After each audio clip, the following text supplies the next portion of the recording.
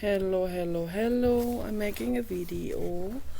I'm back at the Oregon house and I have a couple of things that I want to talk about. I woke up today with weird dreams again, and I was thinking about North Korea, and that wouldn't get out of my mind, and it was like a very heavy energy of suffering. And my mind is always on how can we fix things? How can we make the world a better place? And it feels overwhelming, with all these things that are happening in the world. But it doesn't matter how overwhelming it is, we need to talk about it. These things have to be talked about. This is very important. Yes, you got the supplements there. Yes, you got the supplements. Yeah, come sit here. No. Okay, so I have my baby dog. He is always looking at the kitties. Yes. Oh, yes. Oh, yeah. It's cheeky. It's quite nice and warm right now. I like it. This is good. This is cozy. And we're getting things sorted out now, so this is very good. I'm washing a lot of clothes every day. Washing. Washington. So there's a couple of things that I need to talk about. And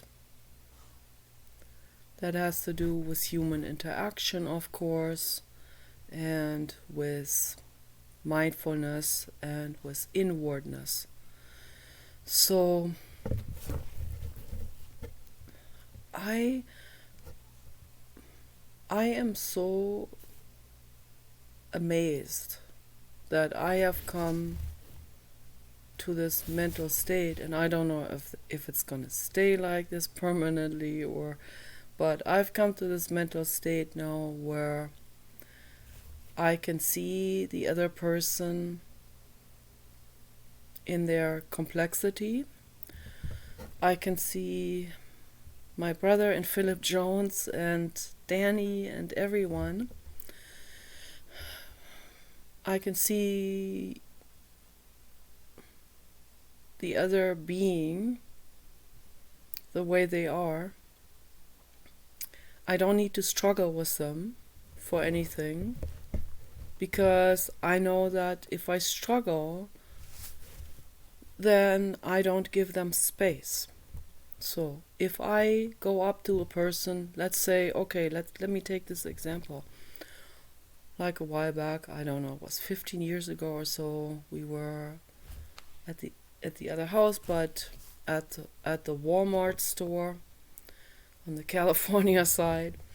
And we're coming out of the Walmart store, and next to that parking lot of the big Walmart store, alongside that road, there weren't very many cars parked. Suddenly we see an animal truck parked there alongside that road. Very long animal semi-truck. And there were cows in that, and they were all cramped together. And I was in absolute horror when I saw that. I don't know if that was the first time that I saw an animal truck. I think it was the first time I saw an animal truck up front, close and personal, not like on the internet. I mean, it's already horrible enough to see that on the internet, but to see that in person. And this truck driver, he looked like a methamphetamine addict. He was getting out of the driver's seat, and he was getting out, and he was checking the latches and so on, and he saw us standing there talking to the cows. And he already had a sour look on his face. He had some kind of trollish look on his face. And then I said, I confronted him about it. I said, this is cruel, okay? This should not be supported in any way, okay? People should not be drivers for those kind of enterprises. They should not be transporting animals in distress like this. And the whole thing should be shut down and should be outlawed. And as I always encounter, people will get mad and they'll say, who are you to tell me, what we should do or not do? And I said it's unethical. I got into an argument with him. But I confronted him, and I think it was important for me to say something. But obviously he was in no mental state to listen to me. So he felt attacked, he felt confronted, and he felt like cornered, and he felt like, he felt put on a trial, and he felt like he wasn't given any, he wasn't listened to, or his side wasn't listened to.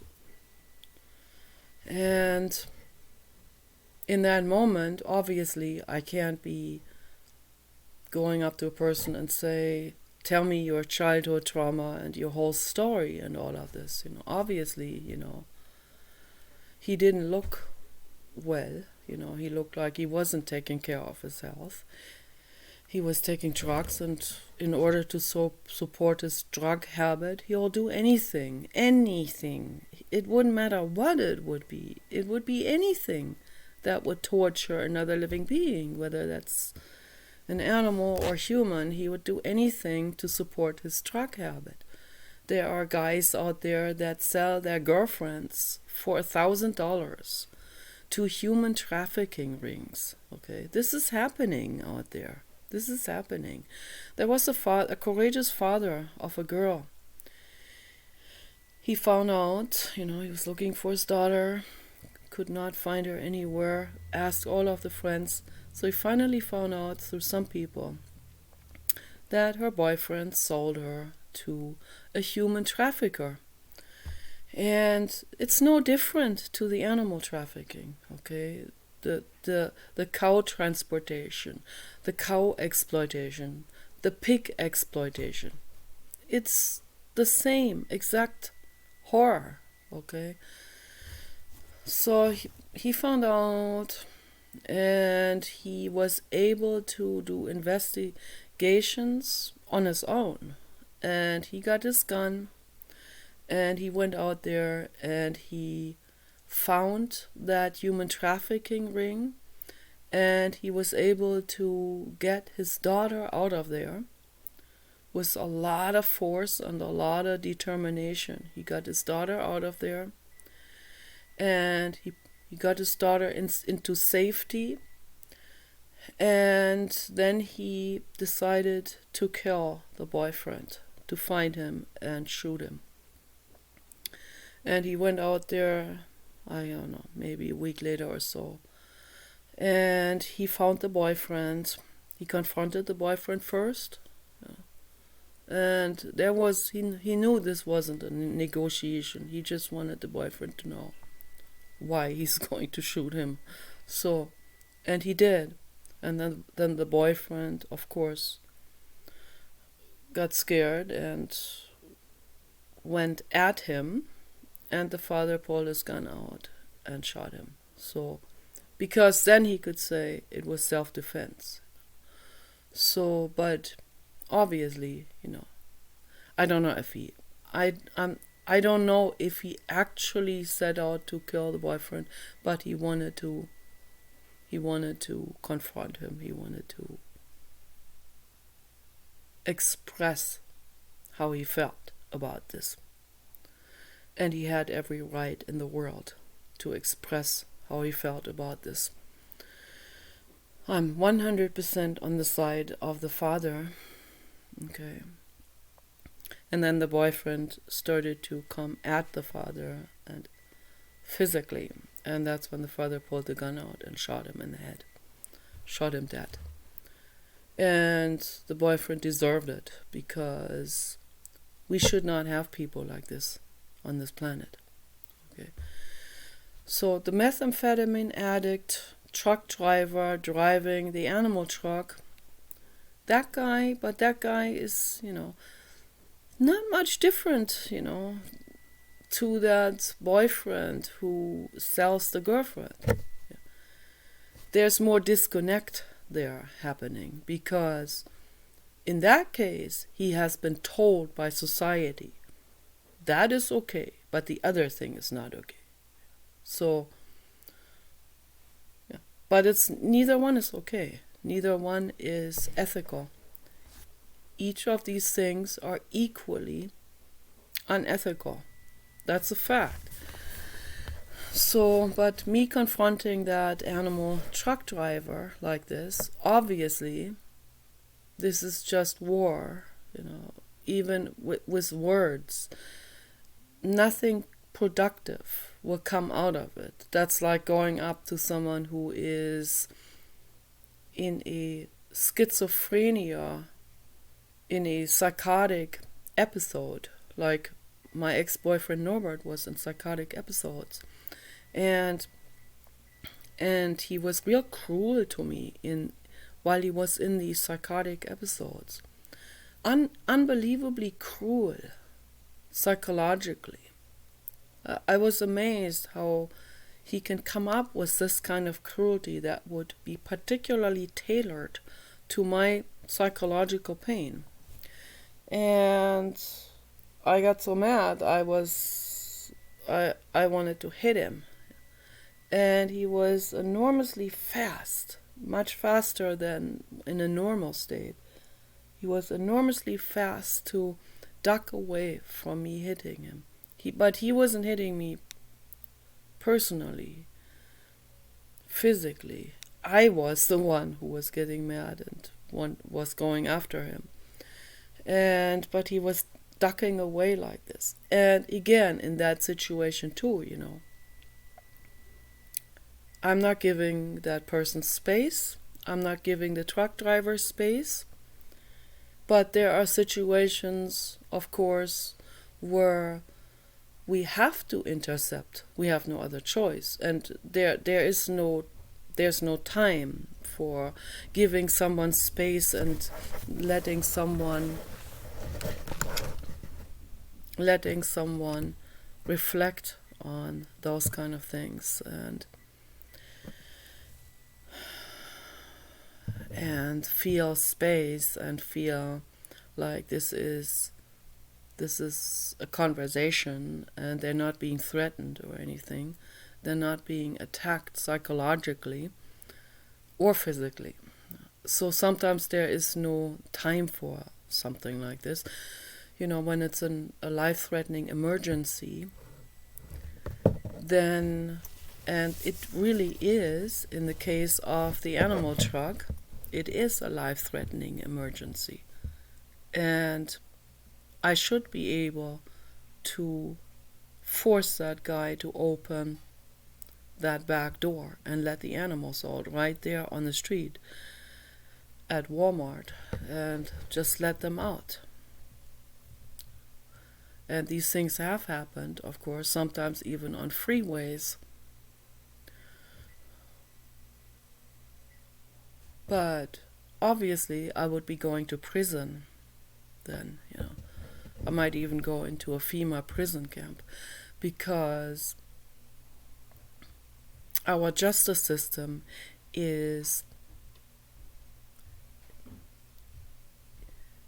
has been set up in a way to cater to corporations and go against activists.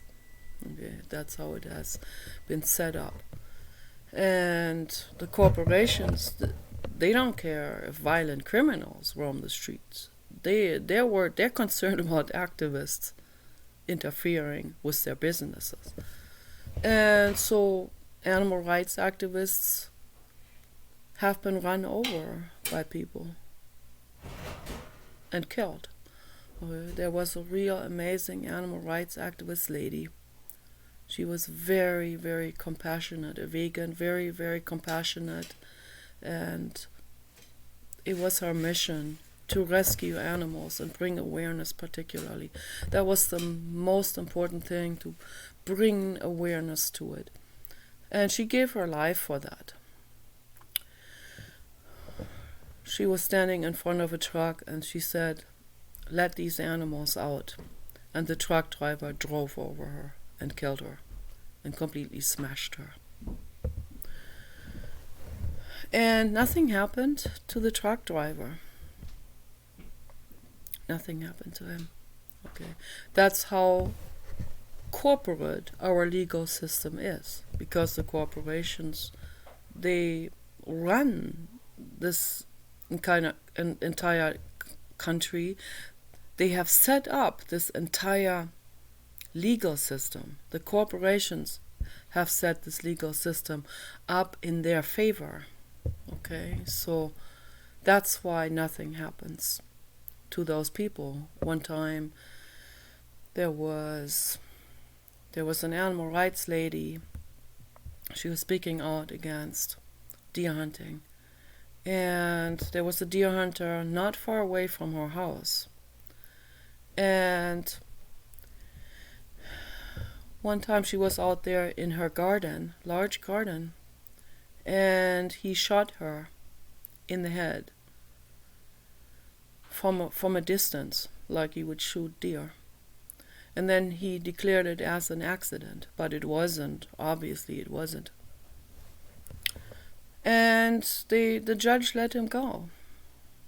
So that's the kind of legal system we have. But that's why it is so incredibly important for compassionate people to step up and speak out, to say something, to bring awareness to the world. I mean, if we don't even have people to bring awareness to the world, then things will dwindle down very, very quickly and get much worse. It's because of compassionate people in this world that, I don't know, about 1% of there's only 1% of deeply compassionate people. And maybe even less than 1%, maybe 0.5% of people who are compassionate and who go way out of their way to bring awareness and to rescue animals. Okay, so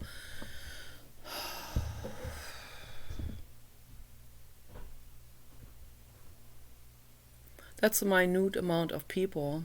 And in some areas, that percentage varies. In some areas, there may be just 1 out of 1,000 who does something good. And then there are areas like Iran, where it's like maybe 1 out of 5 million people who is compassionate. And some of those commit suicide because they suffer so much under that regime. It's absolute total hell for those people. That they are activists, that their activism is basically tethered to a ball and chain where they can't do anything. If they help animals, they even for helping dogs or having a dog in the house, they get beaten by law enforcement in the Middle East. It's that bad. I mean, that's the worst on earth. Okay, that's why I'm so against Islam and Sharia law.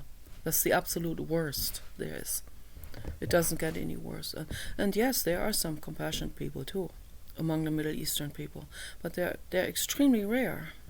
They're really like 1 out of 5 million people who will do something, who will take that courage, even though they're terrified to death. They're terrified, not just terrified to death, they're terrified of being tortured, and they will still do something because they can't stand seeing the animals suffer. So there are some very, very rare people out there And maybe not all of them are psychopaths, but the vast majority are. I would say 95% or 99% in the Middle East are psychopaths. And then the 1% who are not psychopaths, they're just so terrified to death that they won't say anything. Okay, and that's what's going on, and it's getting this way here in the West as well. Okay, in Europe, in the United States, Canada is already way on the way to becoming Muslim Sharia law and all of that. There are places in the United States like Michigan where it's getting really, really bad. There's a whole lot of Muslims, or South Dakota, where was that? Minnesota, where Barack Obama just brought a whole lot of people from the Middle East and Somalia and Africa to go to Minnesota and live there. Minnesota used to be a very safe place. Not anymore. Same with Sweden. Sweden used to be where these people wouldn't even lock the doors to their homes. They had their bicycles, they had these really cute, comfortable bicycles. And they would not even chain their bicycles. They wouldn't even chain the bicycles if they go to a store. They set the bicycle up on the side of the store. They go in the store, come back out, bicycle's still there. Or they have a dog next to the store or whatever, and they come back out and the dog is still there. That's no longer the case. Okay. Bicycles get stolen, and even worse, when people tie their dogs up to a store and they come back out, chances are high that the dog is stolen as well. And the worst part is not by good people, but by Asians who make soup out of that dog. And we have known a woman on the California side. She was very mentally ill. And what happened when that happened, where people stole her dog in front of the store, she could not function at all anymore. She told us the story, and she could not function at all anymore. I felt so infinitely sorry for her. Her dog was older, and she was older, and she loved her dog infinitely much. That was her only friend. That was her child. She comes out of the store and the dog is gone. And she didn't know. And I didn't tell her about those Oriental people that snatch dogs. I didn't want her to feel worse than she already felt, but I knew what most likely has happened. Most people don't even take a little mixed old dog.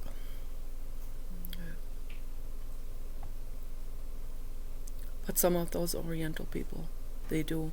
And an animal rights activist told me that he went to a place and he left his dog just for like half an hour in a motorhome.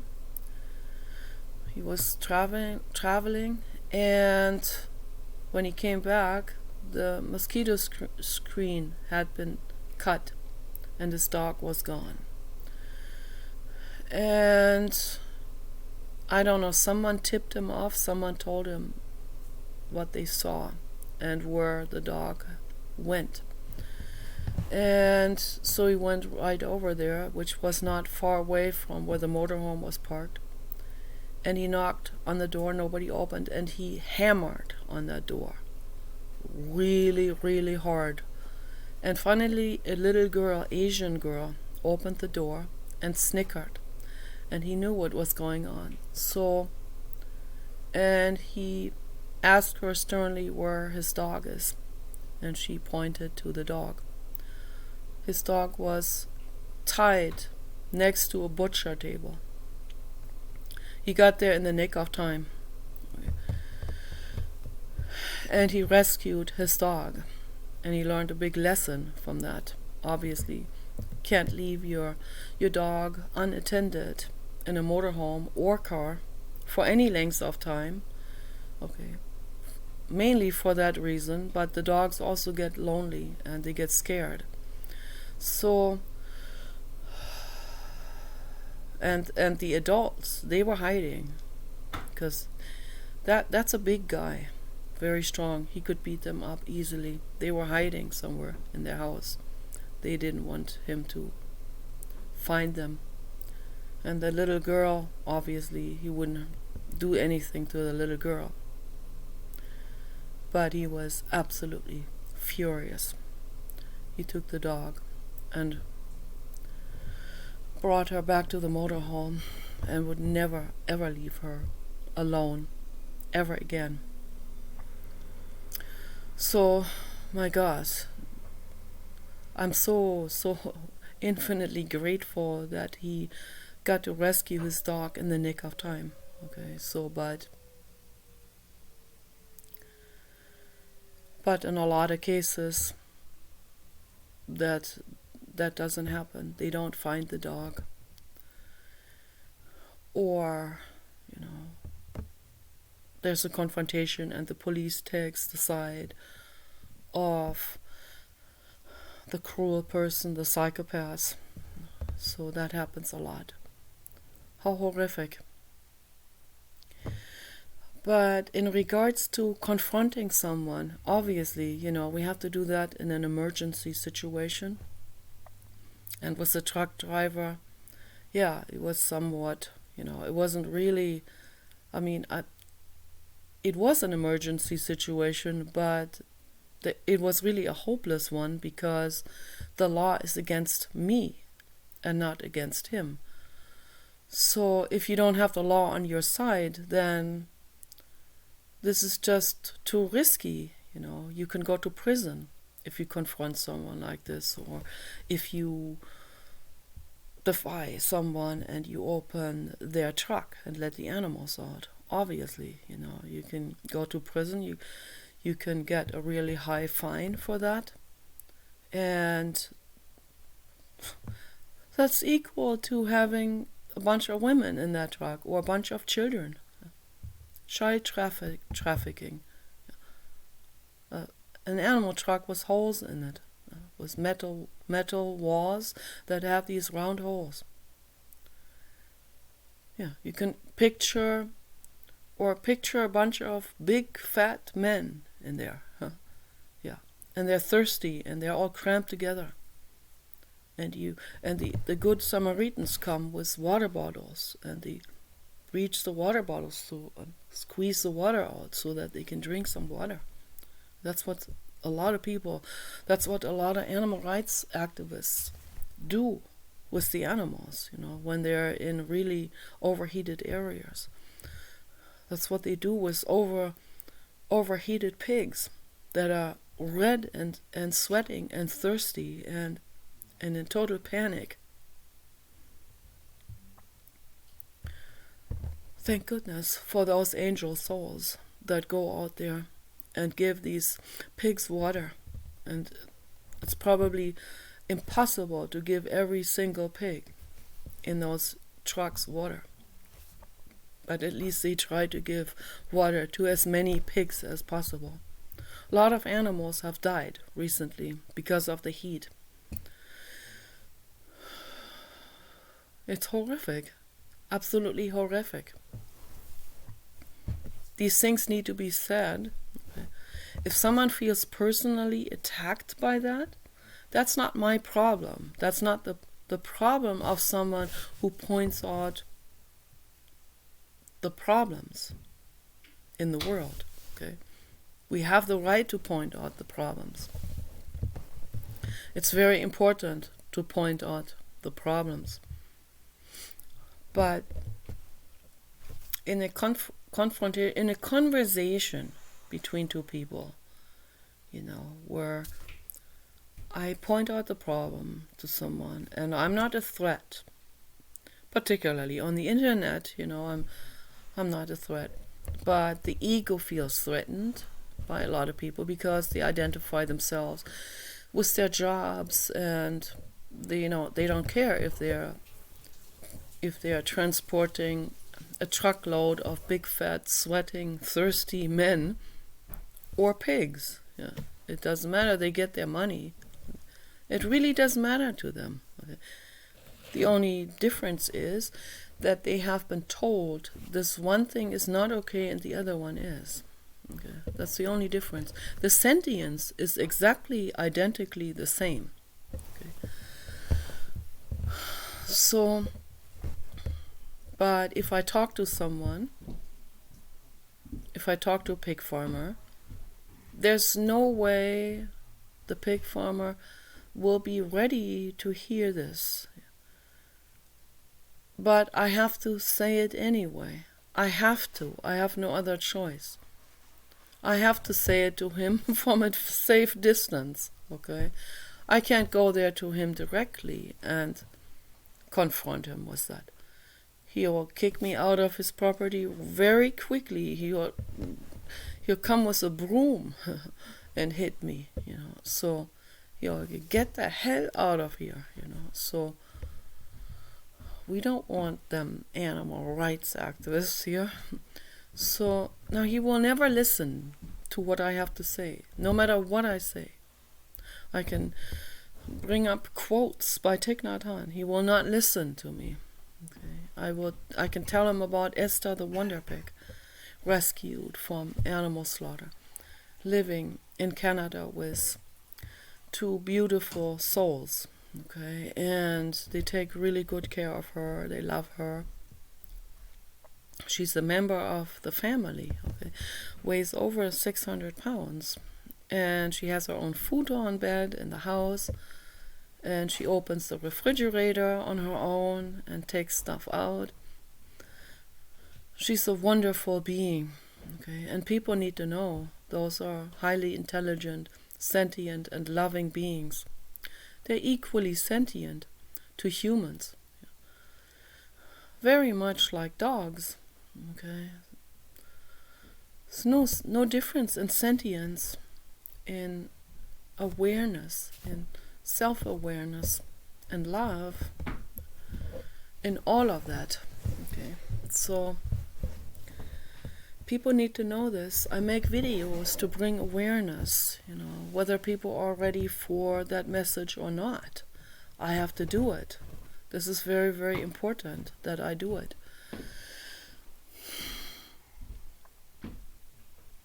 So in regards to communication between people, obviously, if I shout at someone, I don't give that person space. And then I am in a reactive state myself. I am not thinking clearly. And I bulldoze the other person, or I don't listen very carefully to what the opposition has to say to this. And we should always listen carefully to each other. Okay? And then if we did this, if we listened more, instead of going into resistance towards what the other person has to say, then we can have a much better conversation basis where we can actually have a discussion happening, so that I gotta lean back, so that we can actually lay our points onto the table and look at it. You lay your argument on the table. Don't use insults. Only arguments. Only your point of the story. Your side of the story. You're a truck driver. You're on methamphetamine. You need the fix. You need the... Okay, lay it all on the table. You are in devastation. You're psychologically devastated. You're mentally ill. You're cluster B. and you have no compassion, no empathy, and lay it all on the table, okay, so the other person can see what's going on, and we can have some compassion for you, okay. But when you are exploiting animals, when you're hurting animals in that moment, that cannot be tolerated. I have to say something, particularly in a discussion where it's not a life-threatening emergency in that moment. I meet someone on the internet, I don't know where they are, whether they sit in their animal truck on the driver's seat or they're sitting at home with a beer, okay.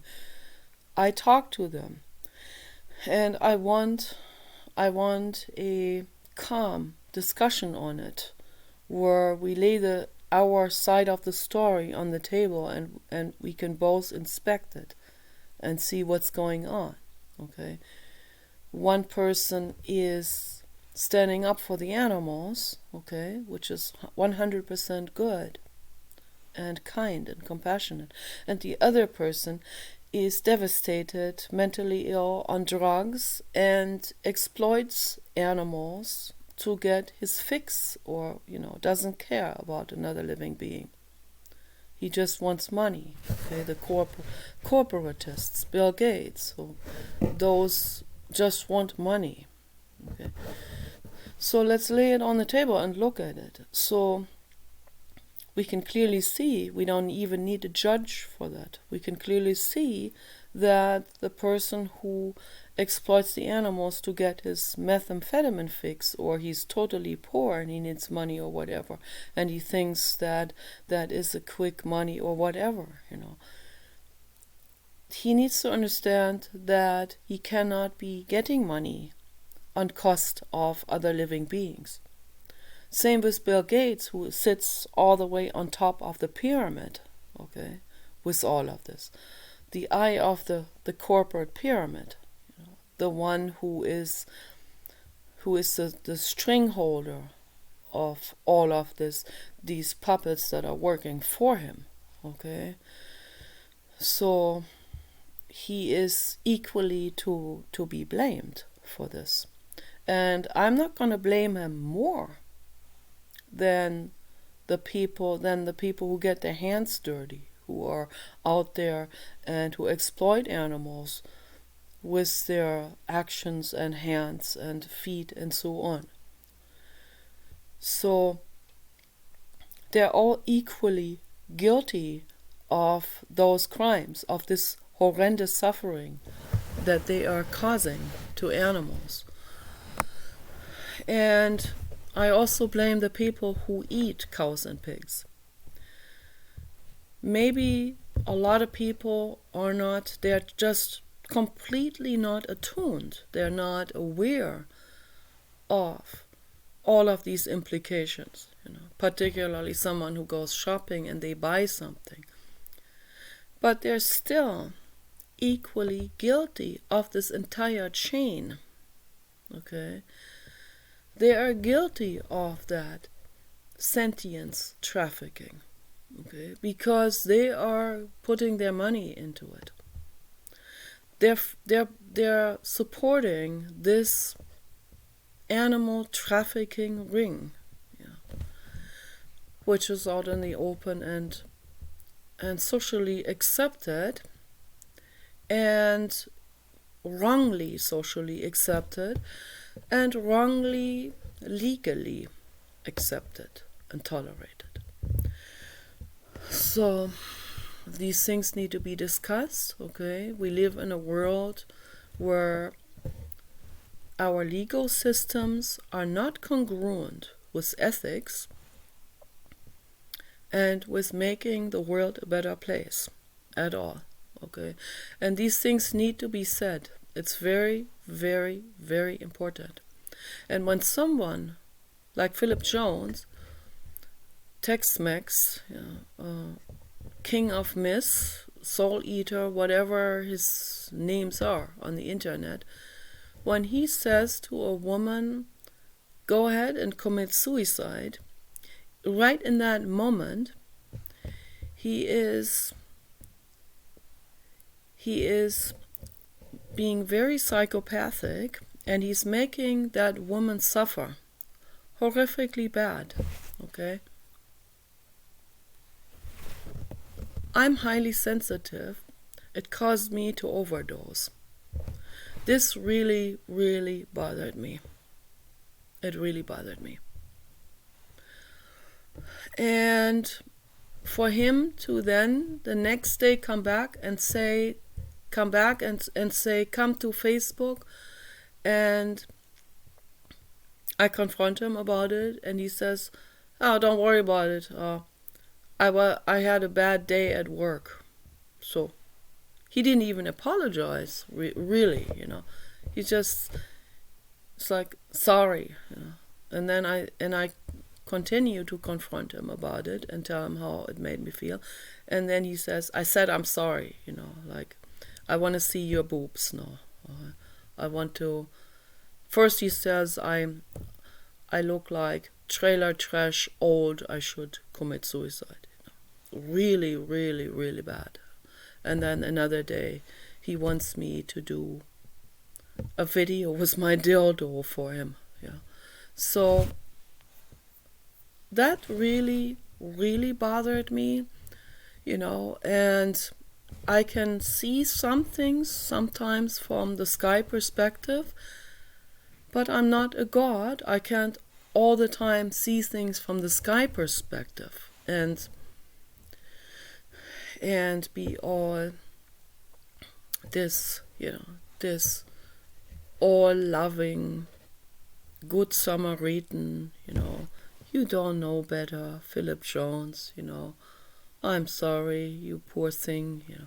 No, I feel sorry for myself, you know. I feel exploited, I feel used, I feel stepped on, and I feel kicked.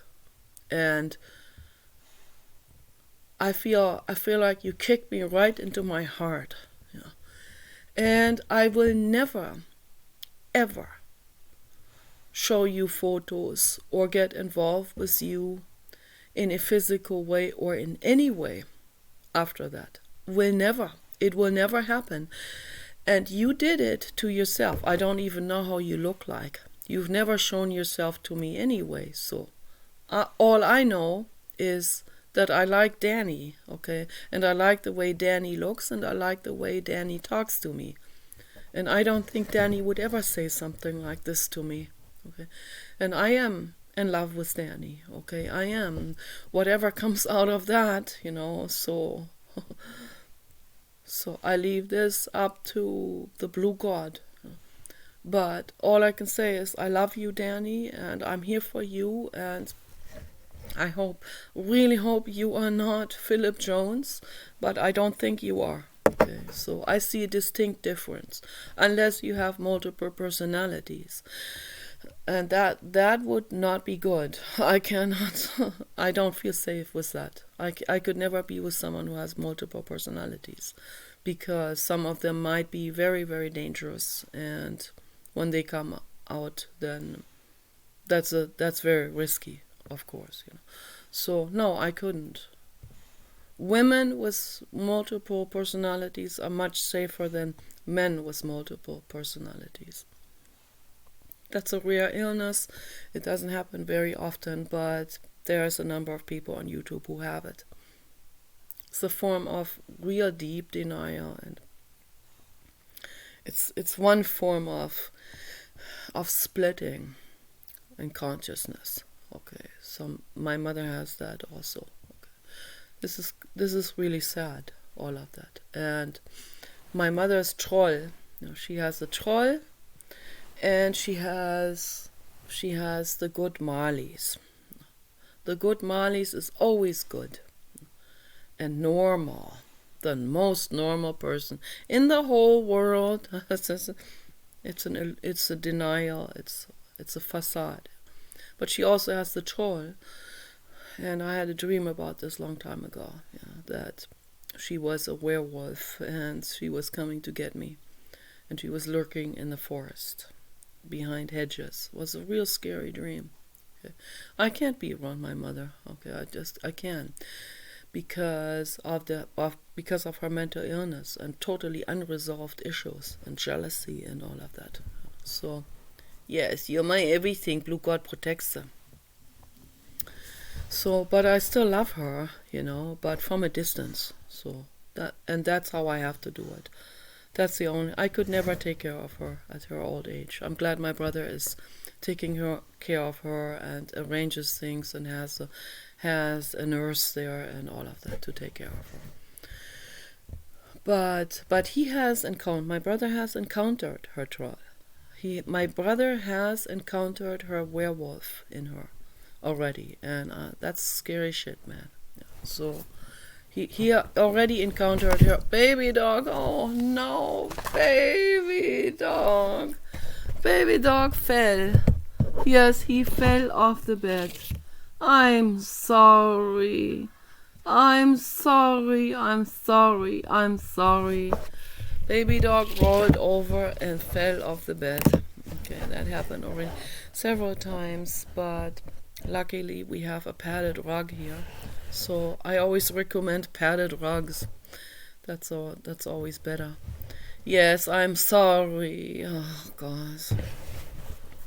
So, but yeah, my brother has seen her troll when he was a child already, and then he's seen her troll and werewolf troll later on when he was trying to take care of her, and she was very difficult to deal with. And I guess my brother doesn't have that much patience either. Yeah, he's probably not the very best person to be a nurse, and he is also not trained in that.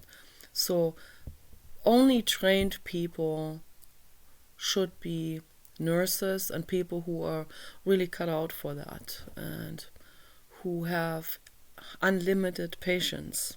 They should be working in those kind of fields.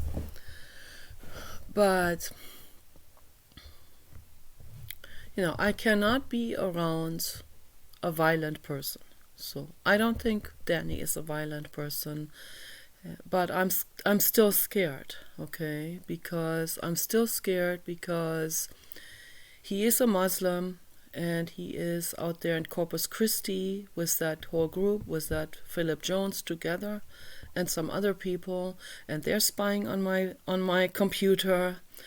And Danny's part of that, and so I'm laying my cards on the table 100% here. I'm scared, and that's all I can say. I don't play any games with anyone. I'd never play a game. Okay. I love all of you as a mother. And I love Danny also as a lover, but I'm scared, so. But Philip Jones has blown his chance with me for the rest of his life and for the rest of my life. Okay, there will be no chance. Once you say something this cruel to someone, you have blown your chance with that person. And not only that, you have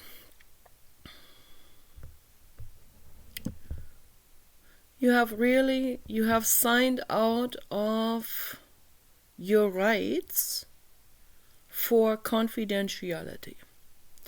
If you ever say something like this, what Philip Jones, what King of Myth Soul Eater said to me, or King of Whale, calling me whale, and he says, I'm your boss. No, you are not my boss, and you're not anybody's boss. Okay. And the whole thing is ego, and you need to understand that. And no, if you say such cruel, if you say boss, that's pretty ridiculous and all of this. But what you said about the suicide, now that really, you signed away your rights for confidentiality with this, and other people have the right to discuss this and use you as a prototype in order to discuss this kind of psychopathy. I'm not gonna, and that's very important what I wanted to say today in the video, because I've seen people making fun of you now in the chat room and going after you.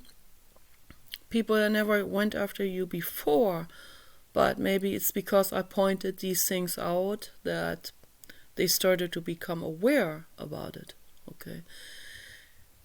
But it's good we become aware about this, but don't go after him now. Don't go after Philip Jones in a psychopathic way. Two wrongs don't make it right. Don't go after him and ridicule him and bully him now. Okay, so I am not for bullying the bullies. Because it doesn't, again, if you bully someone or if you attack someone or if you confront someone very harshly, you don't give that person space. The other person needs space. Whether that is a good, kind-hearted person or a psychopath, they still need space. And the psychopaths, they suffer on the inside way, way more than anyone else. Okay. So in that sense, from the Sky perspective, after, I dealt with my issues and went into deep, deep, long crying days and days, okay, and overdosing and more crying and devastated. After I come out the end of the tunnel and I can see everyone for who they are, then I can look at it from the Sky perspective and I can see Philip Jones for who he is, a suffering person who is deeply indoctrinated and who is a pushover by society, and he's probably, he's not even aware of it, okay? He wants to consider himself to be some kind of badass or some kind of king or boss, right? Because that's what the ego wants. That's also a heavy counter reaction to the actual feeling that's underneath. You do not feel powerful. You feel very unempowered. Okay, that's what's underneath. But to the other people, don't throw fuel into the fire. He's already suffering. Okay, he is already unempowered. That's why he acts like this. So don't kick him when he's down. Okay, so don't kick anyone. That's what a lot of people tend to do. Once someone is wrestled down to the ground, then the other ones come and they kick that person some more. They get some kind of ego gratification out of this. No, what you need to learn to do is you need to learn to confront the person who is the attacker in any given situation. When Philip Jones, when King of Myths in the chat room attacked me, there was not one person who stood up for me. Not one person, They heard me cry on my computer, They actually find it kind of cute, So, and that's a form of disconnect right there. This is this sexual fetish. This has to do with bondage. That turns them on. I heard that many times. I'm not judging you, even if it's Danny. Okay, I'm not judging you on this. Okay? As long as you are not the one who said to me, commit suicide. I'm still not judging you, even if you get turned on by me crying. Even then, but that's pretty disconnected. I'm very well aware of that. I'm not judging you, and I'm not in your face with this or anything. I'm just laying my cards on the table so that you know that, and I don't want you to feel ashamed about this either. I want you to introspect on it. What's happening here, okay? Why does it get you sexually aroused when the woman is on the ground, when the woman is crying and devastated, and or in a mental situation where she feels totally rejected and stepped on, where she gets into her primal pain from the past, the pain of mother rejecting and abandoning and all of that. That is not funny, okay? That's not sexual, okay? But people make it into something sexual. That's very tragic. This is not a singular case. This is happening with the vast majority of humans. But someone has to talk about this. Someone needs to address this. I find that extremely important, that we have to address this. And I'm sure that Philip Jones gets a kick out of that on every level as well. Okay, so because when he can kick a woman, when she's already on the ground, then his ego can feel gratified and his ego can feel like he's a king or something. But he's not. Okay, this comes from unempowerment. But no one else stood up for me, because they're all afraid to be labeled by other people as white knight or Karen or something like this. And it's like such a dangerous threat, right? To be called white knight or Karen. That's like the end of the world if you're being called that. No, it's not. Okay? It's not at all. But at least I think it was Danny who said, when he heard me cry, who said something like, "You are my, what's going on, my sweet honey bunno," or whatever. Honey, he had some kind of cute name, like my sweet boba bubble or whatever. So that made me feel a little bit better, and that helped me a great deal when I read that in that moment when Philip was attacking me so much. That helped me. So that was a little bit helped right there. And I'm grateful to that, And I think that was the only one. That was Danny on another account, in disguise, who said that to me to alleviate the situation a little bit. But you are not confronting each other in a moment like this. You're too much in this. You have this gang mentality. You're in a gang, and you have some kind of code of cohesion in that gang where you're not allowed to speak out against anyone in that gang and be a white knight and point things out, point shit out to that other person and say, "Hey, what are you doing there to that girl or that lady or this person or whatever, or whoever, whatever you're doing, stealing something or hurting or beating someone up or being cruel to a woman, it's not okay."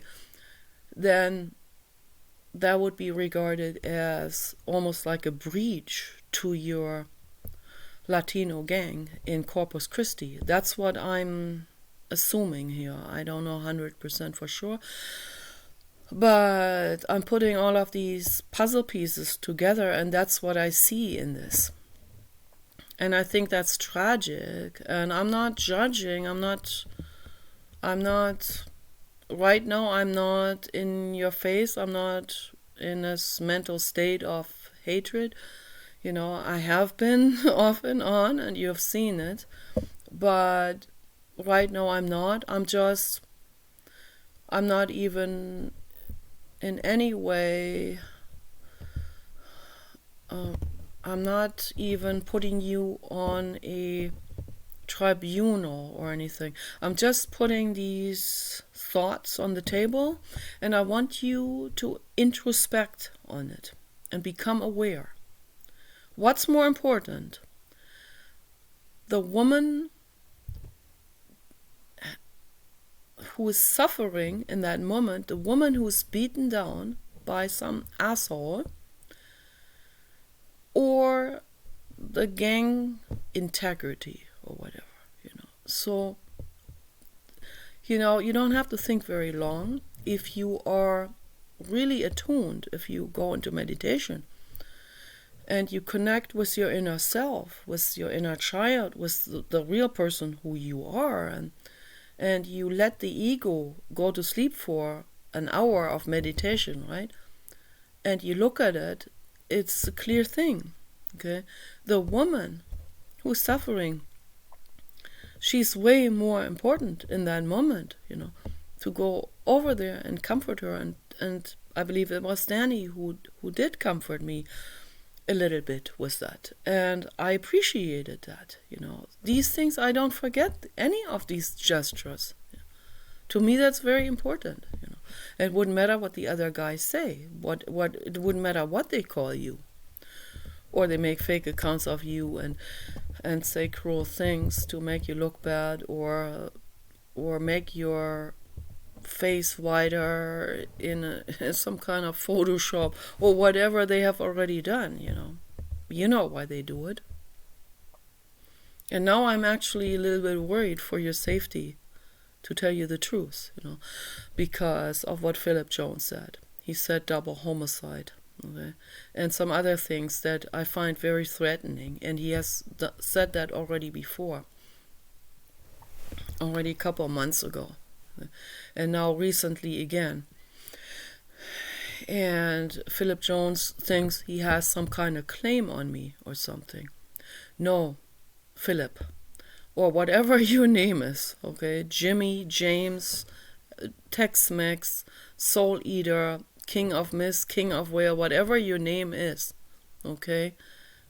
Your name, maybe your name is Mohammed. I don't know what your name is, okay? Mohammed Rodriguez. Yeah, I have no idea. But, or maybe you're even Mukhtar. That's another real cruel person. I had to block that person, and then he didn't come back, luckily. But I don't know, he may have come back with other accounts. So, but whenever I see the name Mukhtar, he's already blocked. Okay? And some other people that are absolutely cruel.